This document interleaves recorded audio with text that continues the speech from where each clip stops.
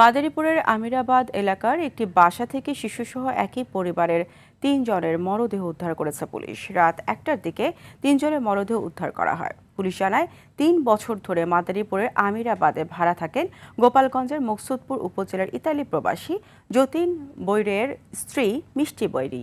রোববার বিকেলে চাচাতো ভাই পরিচয় ওই বাড়িতে বেড়াতে আসেন চিন্ময় দাস সহ পরিবারের ৩ সদস্য।